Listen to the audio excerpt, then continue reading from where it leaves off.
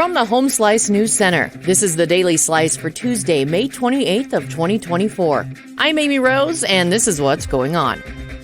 The hemp-related products Delta 8 and Delta 10 are going to be removed from South Dakota shelves come July. It's because of a new law passed by the state legislature that's aiming to crack down on the sales. These products aren't classified as cannabis, but have been deemed to still cause intoxication. However, THCA products still remain in the gray area if they will be involved in the removal. Violators could face both up to a year in jail and a $2,000 fine when the new law takes effect on July 1st. The woman found guilty on 2 counts of simple assault back in October of last year was sentenced Friday. Here's Gary Matthews with the story. Connie Uri was sentenced to 90 days in jail with all time suspended. Uri was found guilty of spraying Native American protesters with a cleaning agent while they were protesting in the parking lot of the Grand Gateway Hotel. At the time, Uri was one of the owners of the hotel. During Friday's sentencing, the judge claimed Uri's lack of criminal history, along with her lung cancer diagnosis and not being able to prove the crime was racially motivated, as reasons behind the suspended sentence. In national and international news, global outrage is rising over Israel's airstrike on a Palestinian refugee camp in Rafah, which killed at least 45 people and injured 200 more. Israeli Prime Minister Benjamin Netanyahu labeled the strike a tragic error, but reiterated that he would not end the Gaza war until his military's objectives were met. The White House stated it is actively engaging with Israeli officials to determine the exact circumstances. The deadly strike comes just weeks after President Joe Biden said he would halt some American weapons shipments to Israel if it invades Rafah.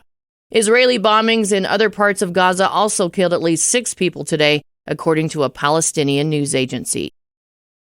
Around 47 million people are at risk for severe weather today as powerful storms continue to batter the central, southern, and eastern U.S. Destructive thunderstorms and tornadoes have already caused at least 23 deaths over the holiday weekend, including 4 children in Kentucky, Arkansas, Texas, Oklahoma, and Alabama. Arkansas and Texas alone reported 15 fatalities, which another 5 people died in Kentucky. Central and northern Texas, including Austin, Dallas, and Fort Worth, face the most serious threat today with potential for large hail, lightning, and wind gusts up to 80 miles per hour. The National Weather Service also warns of possible tornadoes in the area.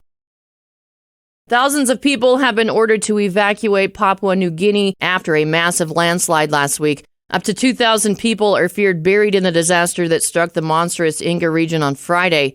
Rescuers have struggled to access this remote part of one of Asia's poorest nations, forcing locals to dig through the mountainside with whatever tools they have. Officials warn that the area remains an extreme risk as rocks continue to fall and the soil is under constant increased pressure. The cause of the landslide is unclear, but geologists suggest that rainfall may have altered the bedrock minerals, weakening the steep hillsides.